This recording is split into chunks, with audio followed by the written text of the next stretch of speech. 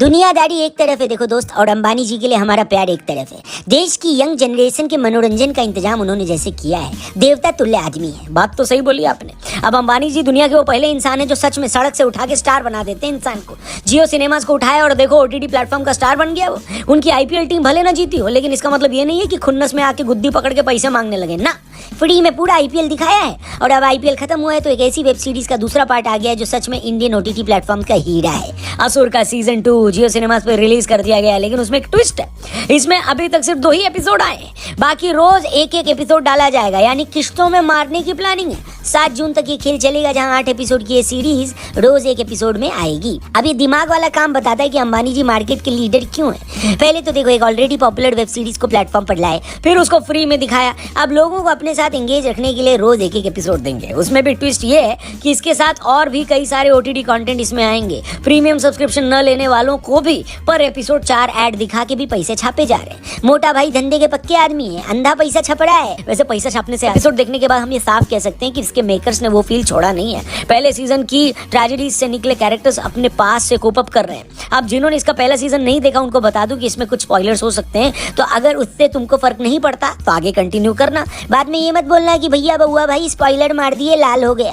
तो जैसे कि हमने बताया, ये दोनों एपिसोड सिर्फ कैरेक्टर्स की ट्रेजेडी और अपने असुर की प्लानिंग पर बेस्ड है। फर्स्ट एपिसोड हमको थोड़ा स्लो लगा, लेकिन एंड आते आते गाड़ी पटरी पर आ गई।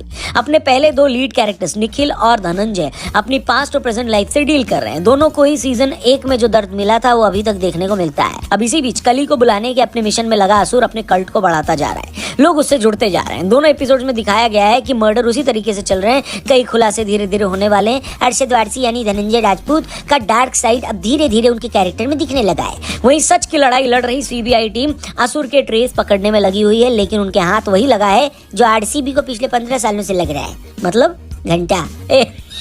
इन सब के बीच असुर अपनी सोच को लोगों में फैलाता जा रहा है। बीच बीच में कहानी फ्लैशबैक में जाती है, जहाँ कई सारे सीन्स मजेदार हैं। एक स्वामी जी से धर्म चर्चा पर एक सीन मुझे बढ़िया लगा। इसके डायलॉग्स भी पहले सीजन की तरह ही ग्रिपिंग इफेक्ट डाल सकते हैं। एक डायलॉग, जब सारे सबूत मिल जाएं तो समझो झूठ का जाल बहुत मेहनत से बुना है। दूसरों के कारण अपने जीवन का आनंद ना लेना, ये तो जीवन का ही अपमान हो गया। ये एक डायलॉग भाई साहब।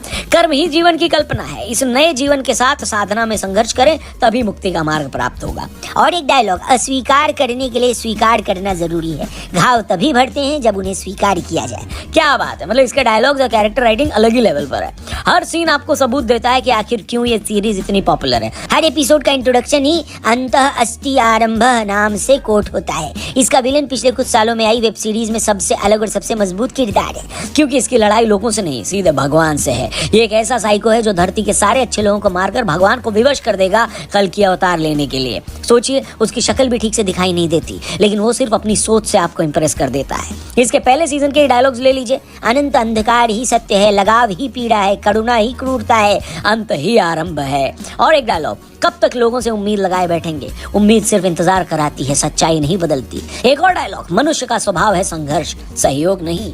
मतलब इस वेब सीरीज के असली हीरो इसके राइटर्स हैं। अब देखना ये कि इस सीजन का फाइनल 7 जून को कैसे दिखाई देगा। बाकी रोज एक एक एपिसोड देखते रहिए, मजा आने वाला है। और